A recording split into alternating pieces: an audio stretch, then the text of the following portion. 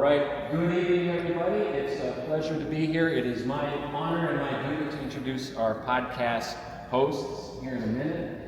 Let me just say a little bit about Think Global, Act Local. This is a concept that I actually did not invent.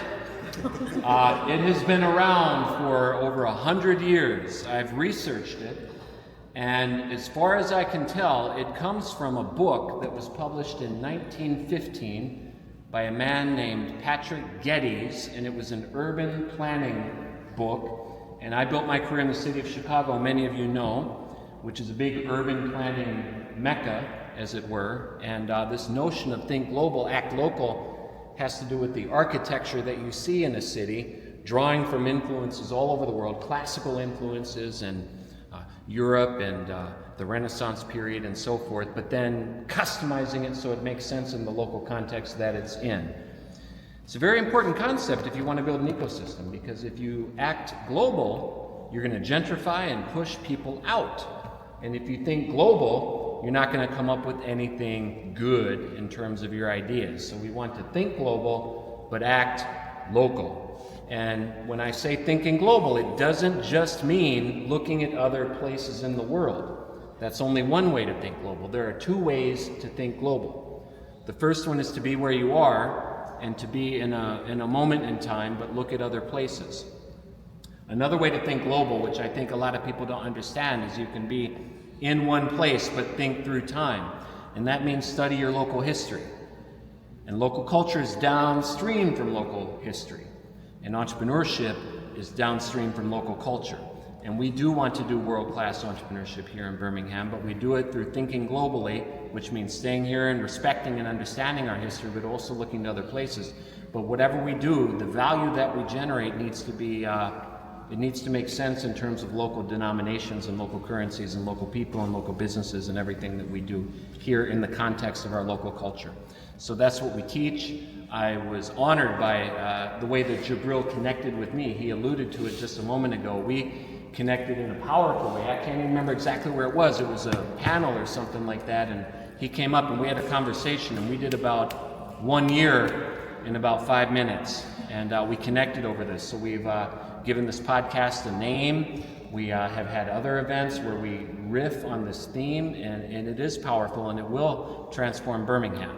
So that's just a little bit of background and context to why we call it what we do. We want all of you to remember that, because as we go forward, we didn't come here to play, even though we do have fun. We came here to do a lot of work with our ecosystem and turn it into a world-class entrepreneurial ecosystem. And I know all of you are with me in one spirit in terms of that intention and that work. And so we couldn't have a better pair of co-hosts to do this work. Jabril and I didn't want to do it. We're talking about it, and we're like, man, we got to talk? No. We got some better people who can handle these conversations. And we have two amazing entrepreneurs. Courtney Woods, PC Media Text. She is local Birmingham, but she's global as well in terms of her thought and the way that she approaches things. Truly world class. Jennifer Carlson, Real and Rosemary. You've seen her restaurants around. Her husband runs Caveat Coffee. Same thing, thinking global, acting local. Two phenomenal Birmingham entrepreneurs who could compete anywhere, but they would rather be right here in Birmingham, Alabama. I will turn it over to them, and I will let them introduce our panelists, but everybody please enjoy an amazing conversation here tonight. Thank you.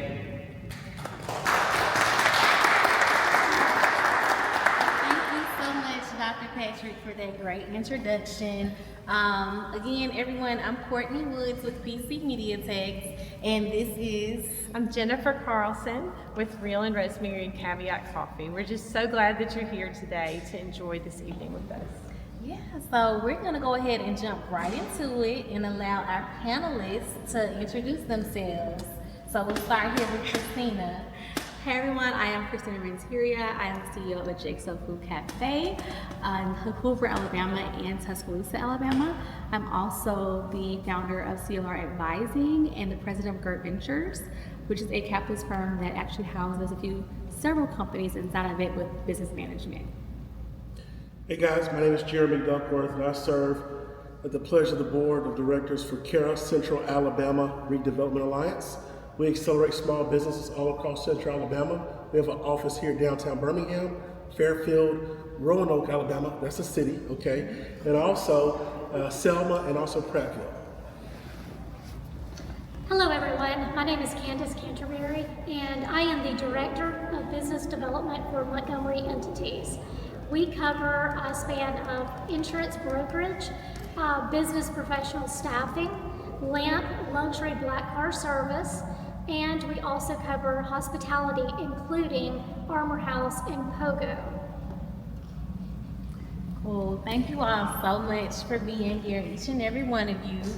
So the first topic that we want to start off with is the entrepreneurial mindset and journey.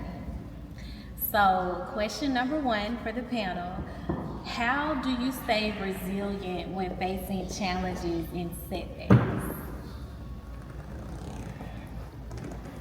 Well, I'll go first if nobody wants to go, right? How do I stay resilient when facing challenges and setbacks?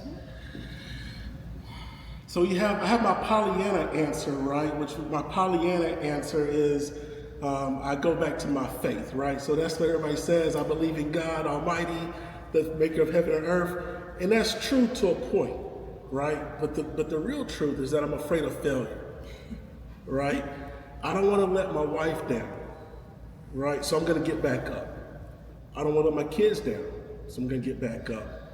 And I don't want to let my parents down, so I'm going to get back up, right? That's the truth of it, right? And so I can't imagine going back to my ancestors or those who came before me and saying they just got too hard when they overcame so much, right? And so for me, truthfully, it's a fear of failure that I just can't give up. For me, I would say it is those who are going to be here after I'm gone. I think about that a lot. My daughter, who I pray outlives me, my grandchildren, the businesses that I'm here helping today, those people that are going to be hired in, those companies are going to be here for longevity purposes. I think about those things. And if I'm not doing what I'm supposed to do today, that I truly believe is a calling, then those people suffer in the future. And so that's how I think about it. That's what keeps me focused and, forecasting what's going to happen in the next 5, 10, 20 years. When I'm, 40, 50, 60 years old, what does the country look like? What does a small business, backbone, economy-based focus look like? And if I stop, then that can change. That may end. We were just talking about that earlier, the silver tsunami phase that we're in right now. If no one is there helping be that bridge, then everything just crumbles. And so my calling is to be that bridge. And so I think about that. I believe for me, my boys keep me grounded in life. For various reasons, I've been a single mom for quite many years, and I feel like that I need to be the mentor for my boys and provide them with the backbone to understand that hard work is you need to put in the hard work and put in the effort and put in the heart and give all that you have. Be passionate about what you do, and I feel like that they will see me doing that and they're going to follow my footsteps. So I feel like I can't let them down. So it's pushing hard, coming to work every day, whether you feel like it, being passionate about whatever you do, and do it with a good heart, good intentions, and eventually, you will bounce back even through challenges. So for me, my boys keep me grounded, and they are my driving force every day. Thank you so much for sharing. So what would you say has been the biggest mindset shift when it comes to leadership or just being a business owner in general? I would say for me, it's putting your emotions to the side and leading with that third eye. Emotional intelligence is probably the most needed skill set for small business owners, management, leadership, leading with that first. And so when you take yourself out the equation and say, okay, how does it improve the overall objective that we're going through, then now you're leading with emotional intelligence versus I'm just passionate or emotional about this thing. And then now it's good for everybody, not just for you. So I would say emotional intelligence, definitely, for sure. That's a good one. For me, I feel like owning the leadership, whether it's picking up a piece of paper or helping along your employees, just providing the leadership from the very start to the end. I believe that for me, owning the leadership for your employees in every step of that way. The biggest growth, right, or mindset shift was I was always taught if it's gonna be, it's up to me, right? I've always believed that, right? But what I did as a leader, and this is one of my failures that I had to shift from, right, is I had to start thinking if it's gonna be, it's up to our team, right? And that was hard for me because I had put everything I had into this nonprofit, right? I'm talking about sacrifice things for my kids, for my wife, and so to really trust my teammates and our employees was a huge struggle for me because I was like, bro, like you don't love this like I do. You're not gonna treat this baby like I'm gonna treat it. And so therefore I can't really trust you with it. But what I did is I crippled my people every step of the way, right? Because I wouldn't let go just enough for them to grow, right? And make mistakes and fail through it like I did, like I had the opportunity to learn and grow. And so my mindset had to shift from me really driving everything to really trusting them to drive it. When I say trust, I mean like verify, right? Like that's the tip, right? Trust me, verify, right? But that's my biggest mindset shift is I couldn't keep leading like this, right? I had to let them grow through it as well. And I don't know how to put that into exact words besides I just had to try it out over and over again until they showed they had it. That's powerful. That is, I think we may need t-shirts. We may all be part of that club where we need to learn to trust our team more. It's certainly a challenge as an entrepreneur when you envision something and bring it to life yourself and you're doing everything, and then to involve other people. It's a really big step. So I appreciate you sharing that. Dr. Murphy was gracious enough to let me teach a class at UAB this fall in the entrepreneurship program. And one thing that, these are for entrepreneurship majors. It's a wonderful program. They learn so many real life skills, and they learn a lot about that mindset as they're going through the program. And a lot of the questions tonight are things they touch on in their classes. So this is wonderful for them too. But one of the things we talk about in class a lot is for entrepreneurs, it's important to have community. And that's also hard sometimes when you feel like you're on your own and starting something new and you're the only one that has that kind of idea or vision. And so my question is, how has Birmingham been as a community for you, for your business to grow? And also, what do you think is still missing, or what could we improve on as a community here? It's your turn to go first. So passing the time back. So I believe for me it's moving from the shifting from a support role to a leadership role has been very liberating for me. It has helped me to. Is it an alarm? It is. I'm sorry. Y'all good. We're gonna be able to edit everything in the West, so y'all straight. We ain't live. So y'all, You can shut that door. Nice. It's You were on fire, girl. yeah, you were going. You were cooking. So for me, just embracing the responsibility of being more in a leadership role, I believe would be my response here. I'm sorry, I got thrown off here, but. You want to re-ask the question? Yeah, and that's kind of threw us off. Yeah, sorry, no problem. In Birmingham, well, as entrepreneurs, we talk a lot about how important it is to have community and not be alone in the journey as much as you can. And here in Birmingham, I think we have a lot of great community. But talk a little bit about how Birmingham the community has impacted your journey, and what ways is something still missing or still needing to be added to our community?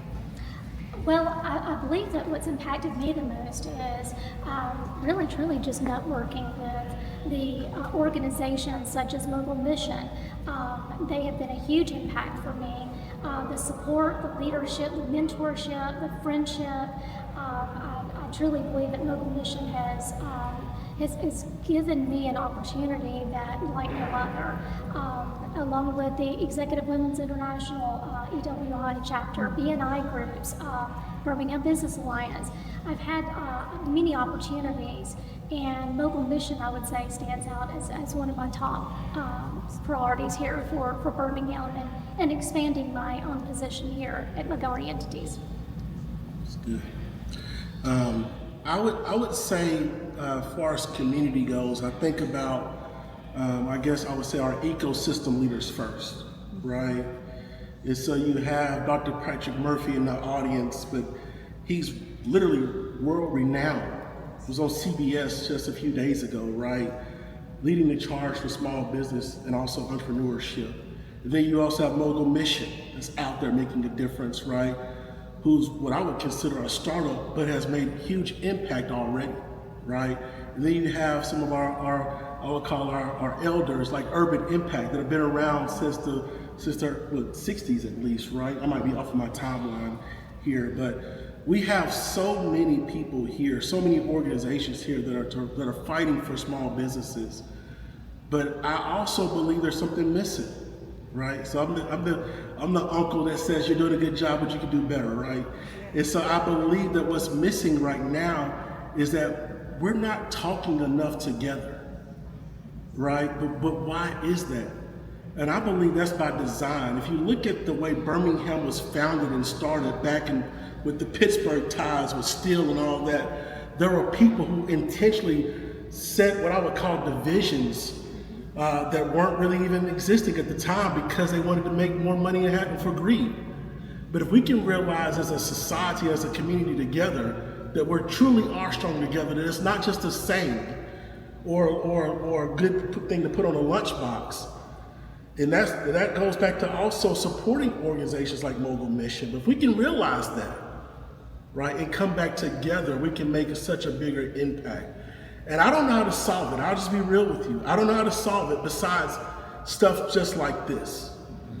But we gotta buy into this, right? And we can't get lost in, well, we don't see results just yet. We gotta keep trying and keep doing it over and over and over again until we come back together.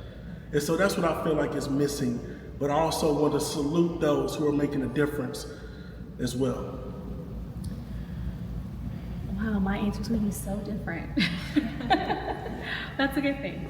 I would say for the generation coming up, not to be afraid to get in with one that's established and starting one that you can now bring together everyone. I think what I've been seeing is it's either this or that. It's always like you gotta pick which group you are gonna be a part of, right? Versus a younger individual creating a hub of individuals that can now collaborate with another one. And now we're all together technically at the end, but now it's 2 to 3 different age groups coming together because they speak to this audience a certain way, you speak to your audience a certain way, and now we kind of cross over those conversations together. But instead, we're telling people to pick a box to fit in. And I speak from a person coming from the outside that hasn't been here her entire life, that has and is building a business ecosystem. I have the Billionaire Circle, and that is professionals and business owners coming together to give resources to each other. And it's limited to 15 people, and I do that so we're not overwhelmed with so much at one time. And adding a price to it. I know we have this whole, we want to do everything free, but what I've learned is being here for 14 years, they don't value free. They will get a ticket and never show up. Versus if you make them pay for something, now they see it valuable. And being someone that's been out in other cities and states and, got information from there and now trying to bring it back here, like you said, thinking like going somewhere and bringing it back, that's what I see other places are doing. they're building this ecosystem, but they're putting a price on it where it's not like astronomical where you can't afford it. You know, maybe it's $25, but they value $25 versus, oh, I'll just get to the next one because it's free. That's how the younger generation thinks. Like if I always have access to it, is it exclusive? If I could always just go when they have another one, I'll just go when they have another one.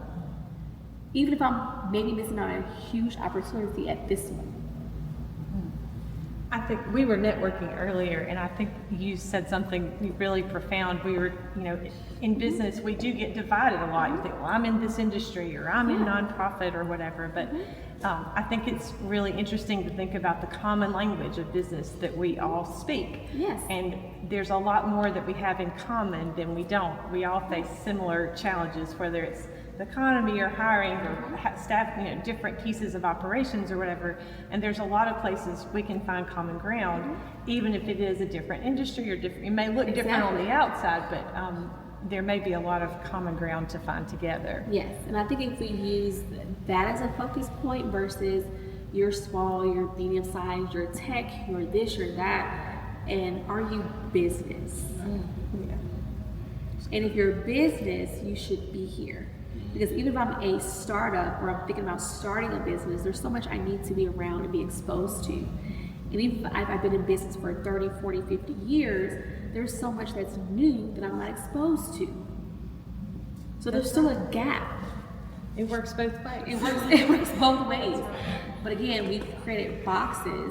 If you're into this, then come here. If you're into this, come here. No, if you're into business, you should be here.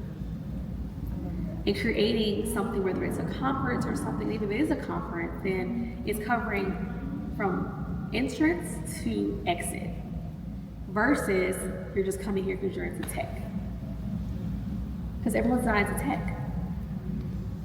Or you're just coming here because you're into startup. Well, everyone's not at startup level. There's some people that's been in business for 20, 30 years that have no relationships because they feel alone. Because now only new people are being serviced. So I would start there. That's what's missing. Thank you. That is so true. And being a person that's in tech, I can definitely vouch for that because you have people in the audience that are in tech and they're hard to impress. Nothing really impresses them because they are very familiar with a lot of the things. And then people that are not in tech, sometimes it goes over their head. So it's like Christina was saying, focusing on those areas where we can actually come together, and like me and you talked about HR issues and stuff earlier. She's in the restaurant industry, marketing as well, but we still have that common ground. So that's definitely something to think about. So circling back around to that, branding, marketing, and visibility. How have you all been able to build visibility in a competitive market, and what's your favorite marketing strategies to use for this? I guess I'll go first. Yeah, she has. She's the guru. For me, it's always trying to find what is missing in your industry. It may not be in business in whole, but it may be in your industry specifically. And so I love to do what I call cross business modeling, where I may take something that's very powerful in one type of business model and apply it to an entire different industry over here. And so right now, streaming is huge, but everyone thinks it's just for entertainment purposes because no one else is trying to do it for educational purposes. And so I say, this quarter, I'm going to focus on live and intentional content. Because if you're as good as you say you are, you should be able to answer a question on the fly versus it has to be scripted all the time. And I do better teaching live than having to script it, edit it, chop it up, and I say, like all of these things versus what's your problem? Here's the solution next. Versus I gotta break down what is a funnel. You can Google that, but what are you struggling with right now that can lead you to your next point? And so for me, it's figuring out in your industry what is missing and filling that void. And like I said, in education, it is live streaming. And so that's all I'm doing. I struggle with the marketing and the branding and visibility because I just want to kind of hide, right, truly, right, and just kind of be in the background. Just real example, I got called to come and speak at City Hall one day, and I called Patrick. I was like, hey, you go do it, right? And so I completely struggle with that. But I will say, by having a consistent business model where you like actually deliver service delivery over and over again, people will recognize that and they will award you for that. And so I would say that's been my kind of secret sauce as far as visibility goes. But to be completely honest with you, I really suck at the branding part of it because I'm trying to hide as much as possible. And so Jabril called me, right? He called me. He's like, hey, you want to be on this panel? My true response was, you sure you want me to be on the panel? And he was like, yeah. I was like, I don't think you do. He's like, yes, I do. And I was like, no, you don't. He's like, yes, I do. I was like, okay, cool. I'll be here. But I struggle with that. And I think the way that now that I'm kind of talking through it, right? I think the way that I've kind of overcome that a little bit, right, is by hiring somebody to do it for us, right? I couldn't do it myself, or even couldn't even think like that. And I probably should have called you first. My bad on that. But we've hired that out to somebody else. And that's how I think we've been able to do a good job of that so far. Staff around your weaknesses, right? That's what I've always been taught. So I think that's a really great point. You know, as an entrepreneur, you try to do everything, but you're going to be better at some things than others. And so there's a lot of different paths to be successful, but same lessons that I've learned: hire what you're not great at or what you don't want to do in that moment, to fill in the gaps, because we are all speaking the language of business. I think that's really important. For me, I've always been a behind-the-scenes person, really just being in a support role, just helping everyone else shine. And as of 2025, I am more front and center. And so I'm very new at this. Networking has been a huge opportunity for me to open up and learn to be able to have a flowing conversation with someone and put myself out there, and I guess you could say. And I'm still very new at it, so I'm exploring opportunities, whether it's through networking, social media, and leaning on Mogul Mission especially, and my friends here at Rosemary, and my new friends Christina and Jeremy and Courtney. It's just been amazing because for me, being out in front of everyone and representing Montgomery Entities, I'm very passionate about it, and the branding aspect, but also getting myself out there, branding myself as a professional and a woman in leadership. And that's really important for me, to be able to pass on to my boys as well and my family, that I am picking up a new trait here, and that's being out front and center and representing Birmingham and leaders. Thank you so much. You are all very familiar with Birmingham and the Birmingham ecosystem, and so we would like to know, what advice would you give to someone looking to start today, students or older? What advice would you give someone starting today in Birmingham in our ecosystem? I guess I would start with humility, right? I think there's a lesson to be learned when you're modest about what you're actually trying to do, and you go to those subject matter experts and you ask them. You don't try to assume that you know everything, right? I would say to seek out those who have achieved things you want to achieve. That's number one. Number two, when you actually approach them, be humble. Don't be arrogant, right? That's a way for them not to talk to you again. And if I had to have a third, I would say do it all over again, right? Plan, do, check, act. Seek out those who achieve things you want to achieve, and do it again, right? And here's the question I think you should ask, right, out loud to yourself and also to a mentor or somebody who's achieved something you want to achieve. What am I not asking or thinking about at this moment in my business that I should be asking or thinking about right now, right? I think people miss that so many times because they're like, well, what should I do next, right? But I think if you really want to get to the sustainability part of it, you got to kind of ask that humble question: what am I not thinking about or should be thinking about for the future and also for right now as well? For me, I would say very similar to your response is stay curious. And curiosity into all industries. Don't put yourself in a box. I see it so much. Like you said, someone going into tech, they only focus on that. Versus how can you play a role in other industries that may need tech? So staying curious, number one.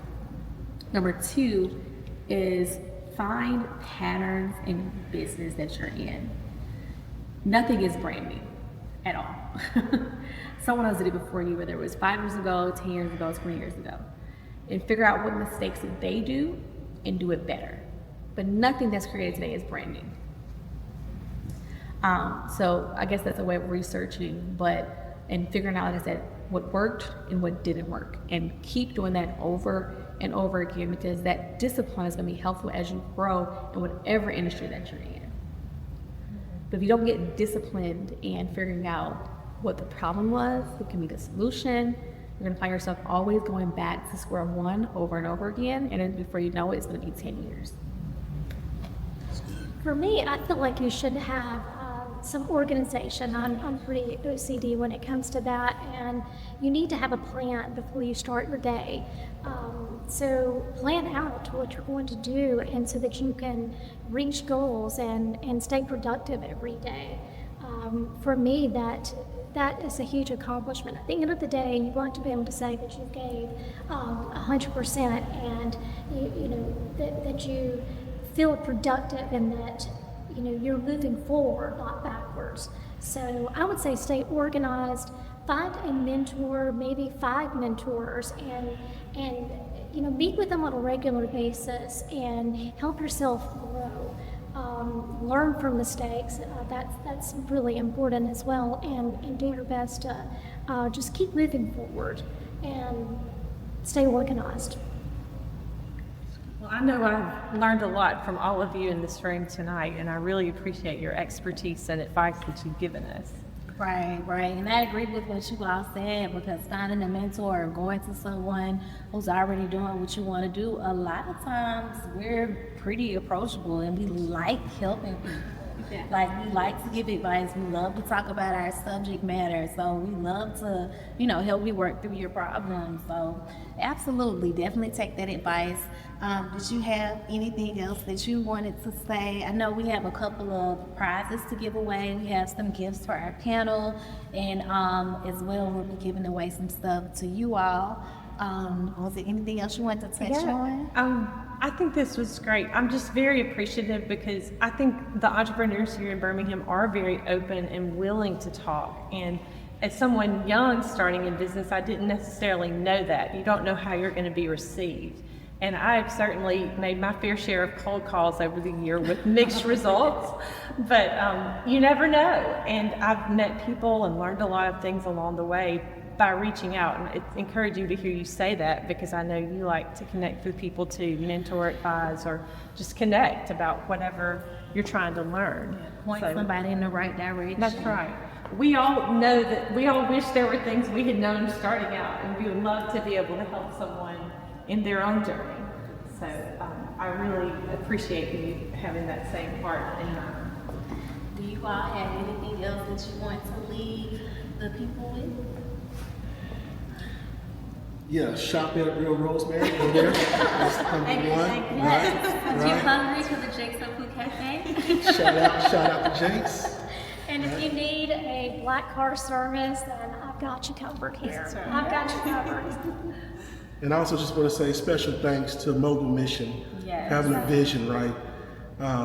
It's a scene with what's the guy who wrote Hamilton? What's the guy's name? Lin-Manuel. So it's 2015 or 2014, right? And he's making this announcement. He's going to do Hamilton. He's going to write, and it's a hip hop story. And everybody laughs at him in the room, like they just laugh at him. It's like presidents, senators, like globalists, whatever, right? And they're all literally just laugh at him. But thanks for having a vision and also having the courage to carry it out. So I just want to say shout out to you guys as well.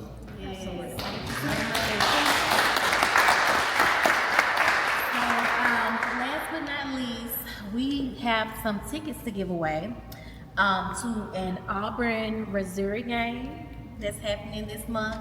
Dr. Patrick, do you have like a trivia question that you would like to ask to see whoever the winner is? I can do. win? I have a bunch of them. Do you want a hard, a medium, or an easy? Let's go easy on. All right. If we think of 3 types of entrepreneurship, one would be for-profit. The second one would be, let's call it nonprofit. And what would the third one be, if anybody can? Are panelists allowed to answer? No? Okay, Okay. cool. No, I was like, All right. For-profit, nonprofit, what is the third wing?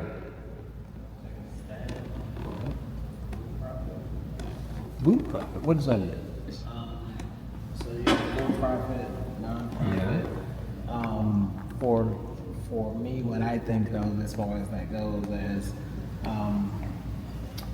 as you're working your way in the business, as far as that to me would be through profit. Okay, we'll call that not wrong, and we'll keep it open if anybody else wants to chime in.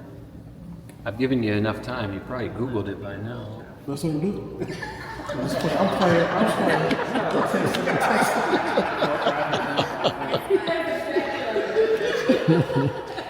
I'll give you a hint. In 2019, Alabama, the state of Alabama, rolled out a new legal status. When you form a company, you can use what's called a benefit corporation.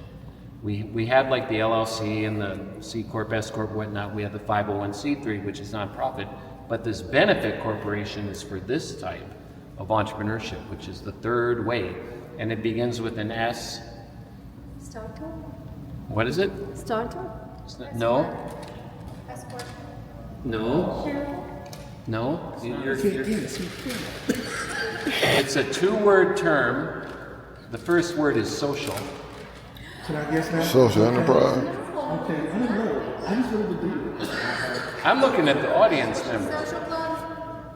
Social club? Social club? Close. Close. You Can got the first word the right. cameraman No. Keep going. Keep going. The second word starts with E. You miss every shot. You miss every shot you don't take, guys. I think he got it. There she goes. She just hit it. What'd you say? Yeah, she got it. Social enterprise. Okay. Social enterprise. Good job.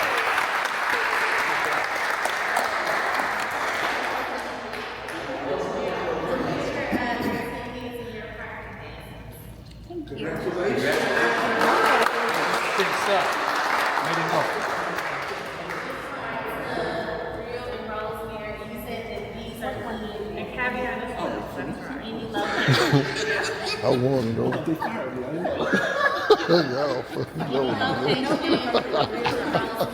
That was a good one. It took me a minute to see what you were talking about. That was All right, so I think that's all we have, guys. Thank y'all so much for joining us. All right.